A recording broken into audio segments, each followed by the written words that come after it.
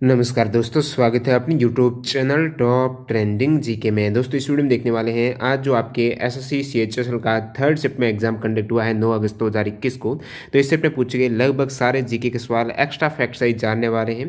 तो जो भी कैंडिडेट चैनल पर न्यू है चैनल को सब्सक्राइब करके बेल आइकन हिट कर देना। इसकी पीडीएफ फाइल आपको टेलीग्राम चैनल पर मिल जाएगी जिसकी लिंक डिस्क्रिप्शन बॉक्स में है। इससे पहले फर्स्ट और सेकंड शिफ्ट का वीडियो ऑलरेडी डाला हुआ है, यदि आपने वो नहीं देखा तो जाकर देख सकते हो, चैनल पर अवेलेबल है।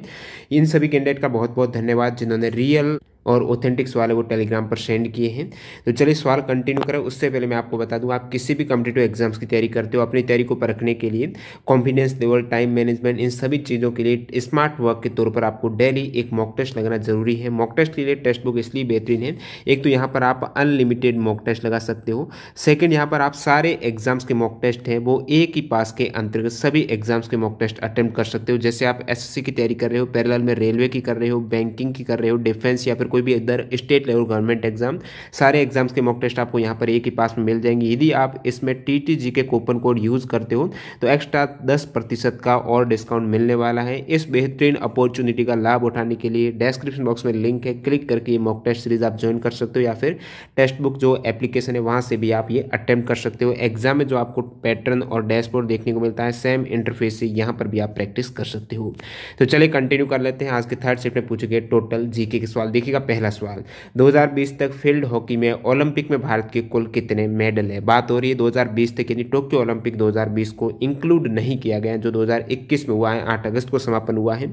तो तब तक भारत के टोटल ओलंपिक में सबसे ज़्यादा मेडल थे वो फील्ड हॉकी में ही थे। टोटल 11 मेडल थे फील्ड हॉकी में, जिसमें 8 गोल्ड, 1 सिल्वर, 2 ब्रॉन्ज थे। अभी बात करूं वर्तमान स्थिति की, यानी टोक्यो ओलंपिक हो जाने के बाद 2020 में हॉकी में भारत के टोटल 12 मेडल हो चुके हैं, क्योंकि भारतीय पुरुष हॉकी टीम ने 1 मेडल ब्रॉन्ज मेडल जीता है। तो यहाँ पर 12 मेडल हो चुके हैं अभी वर्तमान में। लेकिन जो सवाल पूछा गया है उसके अकॉर्डिंग जब पेपर बना है तो 11 मेडल ही थे हॉकी में। अब बात करूँ, यदि आपको अभी भी आप तैयारी जैसे आपका एग्जाम होना है एसएससी सीएचएसएल का या फिर सीजीएल का, यदि 2020 तक ही पूछा जाता है डाटा तो ये डाटा आपके लिए इंपॉर्टेंट रहेगा। शूटिंग का आपको पूछ रहे हैं तो 4 मेडल हैं 2020 से पहले की बता रहा हूँ। एथलेटिक्स में 2 मेडल हैं, रेसलिंग में 5 हैं, बैडमिंटन में 2 हैं, बॉक्सिंग में 2 है, टेनिस में 1 है, वेट लिफ्टिंग में 1 मेडल है। और 2020 से पहले तक भारत के टोटल 28 मेडल थे, जिसमें 9 गोल्ड, 7 सिल्वर, 12 ब्रॉन्ज थे। अभी वर्तमान स्थिति जैसे कि टोक्यो ओलंपिक से संबंधित अलग से वीडियो बनाया हुआ है जिसमें मैंने आपको सभी ये डाटा बताया है। तो वर्तमान में टोक्यो 2020 से समापन हो चुका है, तो उस केस में फील्ड हॉकी में 12 मेडल हो जाते हैं, जिसमें 8 गोल्ड, 1 सिल्वर, 3 ब्रॉन्ज है। शूटिंग में 1 गोल्ड, 2 सिल्वर, 1 ब्रॉन्ज, यानी 4 मेडल है। एथलेटिक्स में भारत ने ये 1 गोल्ड जीता है, नीरज चोपड़ा ने 2 सिल्वर, तो 3 मेडल हो जाते हैं एथलेटिक्स में। रेसलिंग में भारत के 7 हो जाएंगे, 2 सिल्वर, 5 ब्रॉन्ज मेडल हैं। और बैडमिंटन में भारत के 1 सिल्वर, 2 ब्रॉन्ज, यानी 3 है वर्तमान में। बॉक्सिंग में भारत के 3 ब्रॉन्ज हैं, टेनिस में 1 ब्रॉन्ज और वेट लिफ्टिंग में अभी 1 सिल्वर है, 1 ब्रॉन्ज, यानी 2 मेडल हो गए वेट लिफ्टिंग में। तो टोटल वर्तमान में भारत के 35 मेडल है, जिसमें 10 गोल्ड हैं, 9 सिल्वर हैं, 16 ब्रॉन्ज मेडल है। ये वर्तमान स्थिति है। दिसंबर 2020 तक इसरो ने पूछा कि दिसंबर 2020 में इसरो ने कौन सा उपग्रह लॉन्च किया है। तो दिसंबर 2020 में इसरो ने एक सैटेलाइट है जो कम्युनिकेशन सैटेलाइट लॉन्च किया था, संचार उपग्रह CMS-01 इसका नाम है। ये 17 दिसंबर 2020 को कौन से व्हीकल से या फिर रॉकेट से लॉन्च हुआ है। Polar satellite launching vehicle C50 से इसको लॉन्च किया गया है। और इससे पहले 7 नवंबर 2020 को एक अर्थ ऑब्जर्वेशन सैटेलाइट EOS-01 है, ये PSLV C49 से लॉन्च किया गया है। तो ये आपदा प्रबंधन है, डिजास्टर मैनेजमेंट और जो पृथ्वी अवलोकन है, अर्थ ऑब्जर्वेशन सैटेलाइट है जो EOS-01 है नवंबर 2020 को। और दिसंबर 2020 का आपको पूछा है CMS-01 हो जाएगा, PSLV C50 से लॉन्च किया गया है। आने वाले एग्जाम्स के लिए बहुत ज़्यादा इंपॉर्टेंट करंट अफेयर्स का सवाल बनता है। एक तो पूछा जाता है क्योंकि ये रेलवे में पूछा गया ऑलरेडी सवाल है, इसरो का पहला मिशन कौन सा है 2021 का। तो आप कहेंगे PSLV C51 अमेजोनिया 1 मिशन है, इसरो का 2021 का प्रथम मिशन है। अब देखिए इसके अंतर्गत काफ़ी सवाल बनते हैं अमेजोनिया फर्स्ट मिशन से। एक तो बनता है कि कितने उपग्रह इस मिशन से लॉन्च किए गए हैं। तो एक उपग्रह है अमेजोनिया फर्स्ट, साथ ही साथ 18 अन्य, तो आप कहेंगे टोटल 19 उपग्रह हैं। ये जो PSLV C51 मिशन जो इसरो का 2021 का पहले मिशन के तहत टोटल 19 उपग्रह हैं वो अंतरिक्ष में भेजे गए हैं। एक सवाल पूछा गया NTPC में कि PSLV C51 मिशन के तहत कौन से देश का उपग्रह शामिल नहीं है। तो कौन से का है, भारत के उपग्रह हैं, ब्राजील का तो ये है ही है। अमेजोनिया फर्स्ट पूछ ले कि किस देश स्पेस का उपग्रह आप कहेंगे ब्राजील का है। साथ ही साथ यूएसए के टोटल 3 देशों के उपग्रह हैं, 19 उपग्रह भेजे गए हैं। अमेजोनिया फर्स्ट मिशन के तहत है ब्राजील का, जिसमें अमेजोनिया 1 उपग्रह भी शामिल है। ये कब लॉन्च हुआ है? 2021 का जो पहला मिशन है 28 फरवरी 2021 की डेट याद रखनी है। ये सभी उपग्रह को लॉन्च किया गया था। जो मैंने बताया टोटल 19 उपग्रह, इसमें से एक तो आपके अमेजोनिया फर्स्ट जो ब्राजील का है, बाकी 18 का मैं बताऊंगा आपको। तो 4 उपग्रह तो आपकी इन स्पेस का है, Indian national space promotion and authorisation centre के 4 उपग्रह हैं। इन 4 में से 3 उपग्रह आप देख लीजिएगा। एक तो यूनिटी सेट है जिसको डिजाइन किया है 3 अलग अलग इंस्टीट्यूट ने इसको डिजाइन किया। वैसे मैंने बताया ना 4 उपग्रह इन स्पेस के। तो जो यूनिटी सेट में ऑलरेडी 3 हैं, तीनों का जो नाम आप देख सकते हो, ये JIT सेट है, GHRC सेट है और श्री शक्ति सेट है। तो ये 3 इंस्टीट्यूट के नाम पर आप देख सकते हो, तीनों इंस्टीट्यूट के नाम पर ये यूनिटी सेट 3 उपग्रह बन गए। और चौथा कौन सा है? तो चौथा है सतीश धवन सेट है, SD सेट है, जो स्पेस किड्स इंडिया की तरफ से हैं। तो ये 4 उपग्रह इन स्पेस के हैं। बाकी मैंने 18 बताए, 4 ये हो गए, 14 है। 14 में से बाकी जो बचे हुए 14 उसमें से एक भारत का है और यूएसए के 13 उपग्रह आपको पूछ रहे हैं कि अमेजोनिया फर्स्ट मिशन है, इसके तहत यूएसए के कितने उपग्रह? तो आप कहेंगे 13, ब्राजील का 1 है, बाकी सभी इंडिया के हैं। तो ये आपका मिशन था PSLV C51 या फिर अमेजोनिया 1 2021 का पहला मिशन। राज्यपाल बनने के लिए न्यूनतम आयु कितनी होनी चाहिए? इजी सवाल, 35 वर्ष हो जाएगा। राज्यपाल योग्यता से संबंधित आर्टिकल कौन से में वर्णन है? 157 में राज्यपाल की योग्यता बताई गई है, जिसमें ये प्रमुख योग्यता भारत के नागरिक हैं, 35 वर्ष की आयु होनी चाहिए। साथ ही साथ वो राज्य सरकार या केंद्र सरकार या इन राज्यों के नियंत्रण के अधीन किसी सार्वजनिक उपक्रम के लाभ पर कोई भी गवर्नमेंट सर्वेंट नहीं होना चाहिए। राज्य विधानसभा का सदस्य चुने जाने के योग्य होने चाहिए। दिवालिया और पागल घोषित न हो। ये कुछ वैश्विक शर्तें हो जाएगी, योग्यता है, जिसमें न्यूनतम आयु की है वो 35 वर्ष आपको याद रखना है। भारत का संविधान कहता है आर्टिकल 156 के तहत राज्यपाल है वो राष्ट्रपति के पश्चात पर्यंत अपना पद धारण करते हैं। राष्ट्रपति जब चाहे उनको हटा सकते हैं। यद्यपि राज्यपाल की कार्य अवधि है वो 5 वर्षों तक होती हैं, लेकिन इन 5 वर्षों की अवधि के समापन के बाद भी अपने पद पर बने रह सकते हैं जब तक उनका उत्तराधिकारी है नया राज्यपाल न आ जाए।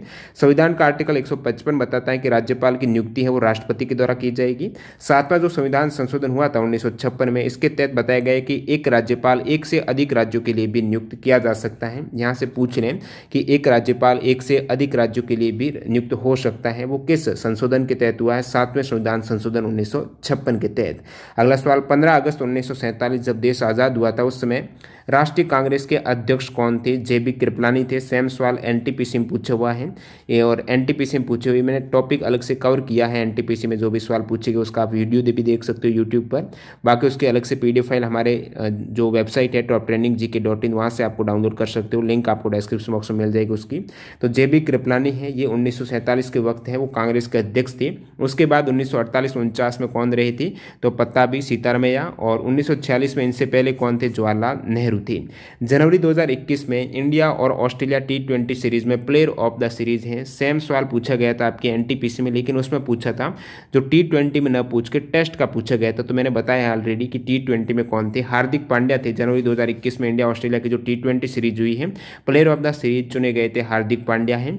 अब मैं बता देता हूँ इंडिया ऑस्ट्रेलिया की इस सीरीज में जो तीनों ही टेस्ट, वनडे और T20 में कौन प्लेयर ऑफ द सीरीज चुने गए हैं। टेस्ट में चुने गए थे पैट कमिंस से। ये सीरीज जीती थी टेस्ट की इंडिया ने 4 मैचों की 2-1 से, और वनडे की ऑस्ट्रेलिया ने जीती है 3 मैचों की सीरीज श्रृंखला को 2-1 से, जिसमें player of the series one day में स्टीव स्मिथ, टेस्ट में पैट कमिंस और T20 में हार्दिक पांड्या है। भारतीय सीरीज 3 मैचों की 2-1 से जीता था। अब दोस्तों ये भी इंपॉर्टेंट है करंट अफेयर्स की दृष्टि से। वैसे जो आपके CHSL के सवाल तो है जनवरी से पहले ही पूछे जा रहे हैं, यानी जनवरी दिसंबर के, लेकिन आने वाले CGL के लिए काफ़ी इंपॉर्टेंट बनता है। जो इंग्लैंड और भारत की सीरीज हुई है 2020-21 की 5 फरवरी से 28 मार्च 2021 में, तीनों ही आप देख सकते हो फॉर्मेट टेस्ट सीरीज में भारत ने ये मैच 4 मैचों की श्रृंखला को 3-1 से जीता है। Player of the series Bharat England वाली में रविचंद्रन अश्विन रहे हैं। टेस्ट मैच की, वनडे की मैच की player of the series Johnny Bairstow रहे हैं। इंडिया ने ये सीरीज 3 मैचों की 2-1 से जीती है। वनडे की T20 में 5 मैचों की श्रृंखला भारत ने 3-2 से जीती है, जिसमें प्लेयर ऑफ द सीरीज रहे हैं विराट कोहली। T20 में विराट कोहली, ये बात कर रहा हूँ भारत और जो इंग्लैंड की सीरीज हुई है फरवरी मार्च 2021 में, टेस्ट सीरीज के रविचंद्रन अश्विन है। ये पूछा हुआ सवाल है NTPC में। और बात करूँ इंडियन क्रिकेट टीम जो न्यूजीलैंड गई थी 2019-20 में, उस केस में जो ये 2020 वाली जो सीरीज है जिसमें टेस्ट में प्लेयर ऑफ द सीरीज है टिम शाहुती रहे थे, वनडे में player of the series Ross Taylor और T20 में केएल राहुल रहे थे। तो ये आप देख सकते हो PDF फाइल में 2020 की सारी इंपॉर्टेंट सीरीज हैं। फाइनेंशियल ईयर 2019-20 में किस कंपनी ने भारत में अपने पैर जमाने के लिए भारत में अपने बाजार भुगतान और व्यापार की थोक लाइनों में 11,400 करोड़ का निवेश किया है? तो कौन सी कंपनी ने फाइनेंशियल ईयर वित्त वर्ष 2019-20 में भारत में टोटल 11,400 करोड़ का इन्वेस्टमेंट किया है? अमेजन के द्वारा ये निवेश किया गया था। भारत का सबसे बड़ा नदी द्वीप है वो कौन सा है? आप कहेंगे माजुली द्वीप है सबसे बड़ा भारत का नदी द्वीप है, जो कि ब्रह्मपुत्र नदी पर पूछा जाता है। किस नदी पर? माजुली द्वीप ब्रह्मपुत्र नदी पर असम राज्य में है, सबसे बड़ा नदी द्वीप हो जाएगा। हाइड्रोक्लोरिक एसिड का रासायनिक सूत्र क्या है? तो हाइड्रोक्लोरिक एसिड का जो केमिकल फॉर्मूला है HCl हो जाएगा। एग्जाम में पूछा हुआ सवाल है, NTPC में आया था। मुरियाटिक एसिड है वो किसको कहा जाता है? जो कॉमन नाम है मुरियाटिक एसिड है वो HCl का यह हाइड्रोक्लोरिक एसिड को स्पिरिट्स ऑफ साल्ट भी बोला जाता है और मुरियाटिक एसिड भी। पंडित शिव शंकर शर्मा कौन से शिव कुमार शर्मा है ना, तो शिव कुमार शर्मा है ये संतूर वाद्य यंत्र के वादक हो जाएंगे। संतूर वादक में प्रमुख रूप से जो नाम आता है शिव कुमार शर्मा का, रुस्तम शोपोरी, वर्षा अग्रवाल, तरुण भट्टाचार्य हैं। सरोद वादक हैं, ये सभी पूछे हुए सवाल हैं प्रीवियस एग्जाम में। उस्ताद अमजद अली खान, उस्ताद अलाउद्दीन खां, अयान अली खां, अमान अली, अली अकबर खां सभी सरोद वादक हैं। और तबला वादक का अभी आपकी CHSL में पूछा हुआ सवाल है, जो जाकिर हुसैन पूछा गया था किस वाद्य यंत्र के, तो तबला वादक है। साथ ही साथ अल्लाह रखा खान है, चतुर लाल, शामता प्रसाद मिश्र जिसे गुद्दई महाराज बोलते हैं, अनोखे लाल मिश्र, कंठे महाराज, किशन महाराज, ये सभी तबला वादक है। सितार वादक में पंडित रविशंकर, याद रखिएगा सितार वादक है रविशंकर और जो शिव शंकर हैं वो है संतूर वादक, ठीक है। और निखिल बनर्जी, विलायत खान, ये सभी सितार वादक हैं। अगला सवाल देखिएगा, banking and credit card detail password की जानकारी चुराना क्या कहलाता है? NTPC में सेम सवाल आया था। फिशिंग कहा जाता है क्रेडिट कार्ड की डिटेल या फिर आपका कोई पासवर्ड वगैरह है, कोई भी सोशल ID का, बैंकिंग वगैरह के, ये सभी चुराना फिशिंग के अंतर्गत आ जाएंगे। पृथ्वी की सतह पर विशाल आकार की गतिशील बर्फ राशि को क्या कहते हैं? यानी ग्लेशियर की आपको परिभाषा दे रखी थी, तो ग्लेशियर इसका करेक्ट आंसर हो जाएगा। यानी ग्लेशियर का क्या होता है कि बर्फबारी पर्वतों पर जो होती रहती है और हिमपात होता है, उस केस में बर्फ पिघलती भी है, लेकिन हिमपात ज़्यादा होता है, बर्फ पिघलती कम है। तो उस केस में होता है क्या, तो ये बर्फ की लेयर है जम जाती है, सरप्लस में आ जाती है। तो जब ज़्यादा सरप्लस हो जाएगा यानी अधिशेष हो जाएगा, ये बर्फ जमेगी, उस केस में ये सघन हो जाएगी, इसकी डेंसिटी बढ़ जाएगी। डेंसिटी बढ़ने के कारण पर्वतों की ढलान होती है, तो ये मूव करती रहती है। गतिशील जो बर्फ राशि रहेगी ये ग्लेशियर का रूप ले लेती है एक तरीके से। तो इसकी परिभाषा पूछी गई। साथ ही साथ इस परिभाषा में ऑप्शन आपको लेगून भी दे रखा था, पठार भी दे रखा था, प्लेट्यू। लेगून का क्या मतलब होता है? आपने लेगून झील सुना होगा। तो लेगून झील होती है समुद्र तट के निकट जो खारे पानी की झील रहेगी, समुद्र के जस्ट पास में ही रहेगी और समुद्र के एक तरीके से आपस में रोधी का पुल्लिन जो प्रत्यक्ष रूप से रहेगी, लेकिन समुद्र का पानी उसमें आ जा सकता है। तो ये कुछ इस प्रकार की झीलें लेगून झीलें होती हैं। पठार तो आपको पता ही है, ऊंचाई पर स्थित जो एक तरीके से समतल भूमि है वही पठार है। 711 में किस अरबी शासक ने भारत पर आक्रमण किया था? तो 711 AD में जो आक्रमण किया था वो मोहम्मद बिन कासिम ने किया था। बहुत बार एग्जाम आता है, भारत पर आक्रमण करने वाले प्रथम अरबी शासक या फिर प्रथम मुस्लिम शासक कौन है? मोहम्मद बिन कासिम हो जाएंगे। ये अरब के निवासी थे। इन्होंने मोहम्मद बिन कासिम ने जो 711 में आक्रमण किया था उस केस में उन्होंने सिंध और मुल्तान वहां से जीत लिया था। माउंट जोपुनो किस राज्य का पर्वत है? माउंट जो जोपुनो है ये सिक्किम राज्य में स्थित है पर्वत। अगला सवाल देखिएगा, बेस्ट एक्टर का अवार्ड दिया गया है किसमें? गोल्डन ग्लोब अवार्ड 2020 में मोशन पिक्चर ड्रामा में जो बेस्ट एक्टर का अवार्ड मिला है ये 2020 के अवार्ड है। 77वें गोल्डन ग्लोब अवार्ड के तहत जॉकिन फोनिक्स को दिया गया है। बेस्ट एक्ट्रेस का अवार्ड है रेनी जेलवेगर को मिला है गोल्डन ग्लोब अवार्ड में। मोशन पिक्चर जो ड्रामा कैटेगरी उस केस में बेस्ट मोशन पिक्चर ड्रामा है, मूवी का नाम है 1917 है। बेस्ट मोशन पिक्चर जो म्यूजिकल और कॉमेडी कैटेगरी में है once upon a time in Hollywood है। ये सभी गोल्डन ग्लोब अवार्ड 2020 है। बाकी 2021 में भी ये अवार्ड दी जा चुके हैं। 78वां जो एडिशन है गोल्डन ग्लोब अवार्ड का, जिसमें बेस्ट फिल्म है ड्रामा कैटेगरी में वो है नोमैडलैंड है, और बेस्ट कैटेगरी जो फिल्म मूवी है वो म्यूजिकल और कॉमेडी कैटेगरी में है, उसका नाम है बोरात सबसिक्वेंट मूवी फिल्म ये हो जाएगी। मोशन पिक्चर कौन सी है ड्रामा में बेस्ट एक्टर की कैटेगरी में, तो वो हो जाएंगे चैडविक बोसमैन हैं, जो बेस्ट एक्टर हैं मोशन पिक्चर ड्रामा कैटेगरी में बेस्ट एक्टर के तौर पर चैडविक बोसमैन ये गोल्डन ग्लोब अवार्ड विजेता है। और बेस्ट एक्ट्रेस हैं आंद्रा डे हैं, बेस्ट डायरेक्टर हैं चोले झाओ हैं, बेस्ट ड्रामा सीरीज है द क्राउन है, ये सभी गोल्डन ग्लोबल अवार्ड हैं।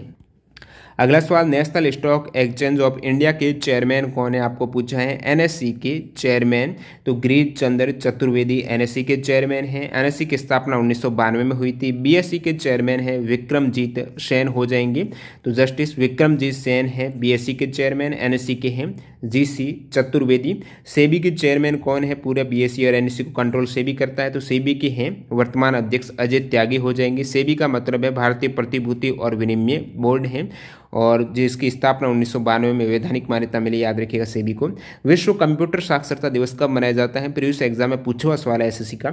वर्ल्ड कंप्यूटर लिटरेसी डे है 2 दिसंबर को मनाया जाता है, याद रखिएगा। शुरुआत हुई थी 2001 में, 2 दिसंबर 2001 को पहली बार मनाया गया था। 2 दिसंबर को एज ए विश्व कंप्यूटर साक्षरता दिवस मनाया जाता है। जम्मू कश्मीर हाईकोर्ट का मुख्य न्यायाधीश कौन है, जब एग्जाम के आपके एसएससी सीएचएस की शुरुआत 4 अगस्त को हुई थी। पहला ही सवाल फर्स्ट शिफ्ट का मैंने बताया था, जिसमें आपको पूछा था शायद आंध्र प्रदेश था ना, हाँ आंध्र प्रदेश हाईकोर्ट के मुख्य न्यायाधीश। तो मैंने बताया 2021 में जितने भी मुख्य न्यायाधीश बने हैं जनवरी के हो गए, वो आपको पता होना चाहिए। तो जम्मू कश्मीर के उस समय बताया पंकज मित्तल बने थे 4 जनवरी 2021 को। बाकी आप दोबारा लिस्ट देख सकते हो। सिक्किम के बने थे 6 जनवरी को जितेंद्र कुमार महेश्वरी हैं सिक्किम के मुख्य न्यायाधीश। इलाहाबाद हाईकोर्ट के हैं मुनीश्वर नाथ भंडारी हैं। कलकत्ता हाईकोर्ट के राजेश जो बिंदल हैं ये एक्टिंग है, कार्यवाहक हैं। छत्तीसगढ़ हाईकोर्ट के हैं प्रशांत कुमार मिश्रा, ये 1 जून को बने हैं। गुवाहाटी हाईकोर्ट के हैं सुधांशु धुलिया 10 जनवरी को बने थे। हिमाचल प्रदेश हाईकोर्ट के रवि मलिमठ हैं, ये 1 जुलाई को बने हैं 2021 में। आंध्र प्रदेश का आपको पूछा है अरूप कुमार गोस्वामी 6 जनवरी को बने थे। बाकी जनवरी में मध्य प्रदेश के हैं मोहम्मद रफीक हैं। मद्रास हाईकोर्ट के हैं संजीव बनर्जी 4 जनवरी को। मणिपुर हाईकोर्ट के पीवी संजय कुमार है 15 फरवरी 2021 को बने थे। उड़ीसा हाईकोर्ट के भी 4 जनवरी को एस मुरलीधर हैं। तेलंगाना हाईकोर्ट की 7 जनवरी को हेमा कोहली बनी। और उत्तराखंड हाईकोर्ट के हैं राघवेंद्र सिंह चौहान 7 जनवरी 2021 को बने हैं। तो जनवरी वाले सभी याद कर देना, रट लेना, एग्जाम में सवाल पूछे जा रहे हैं। मस्तिष्क कोशिकाओं के लिए ऊर्जा का मुख्य स्रोत ग्लूकोज हो जाएगा। संयुक्त राष्ट्र पर्यावरण कार्यक्रम के young champion of the earth award 2020 में किस भारतीय को चुना गया है। वैसे young champion of the earth award है ये 7 उद्यमियों को, 7 व्यक्तियों को मिलता है। तो इन 7 में से एक भारतीय को भी 2020 में दिया गया। तो किससे दिया गया है, ये संयुक्त राष्ट्र पर्यावरण कार्यक्रम का अवार्ड है। तो ये विद्युत मोहन को मिला है, ये पुरस्कार है।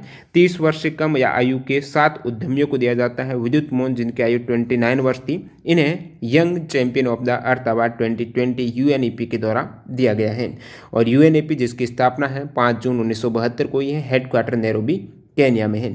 एक इंपॉर्टेंट करंट अफेयर्स का सवाल ये है, यूएनईपी से संबंधित है। जो गुजरात की सूरत की रहने वाली 17 वर्ष की उम्र की लड़की, नाम है खुशी चिंदलिया, इनको संयुक्त राष्ट्र ने भारत के लिए यूएनईपी के क्षेत्रीय राजदूत नियुक्त करके ग्रीन एम्बेसडर की उपाधि दी है। वो किसे दी है, खुशी चिंदलिया को दी है यूएनईपी ने।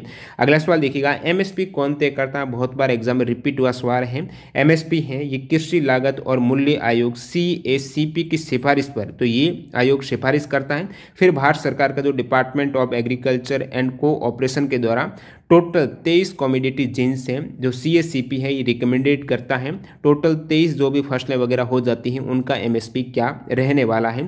टोक्यो ओलंपिक 2020 में कौन सा नया खेल जोड़ा गया है, तो स्केटबोर्डिंग, सर्फिंग, कराटे और स्पोर्ट क्लाइंबिंग है, ये टोक्यो 2020 में ऐड हुए हैं।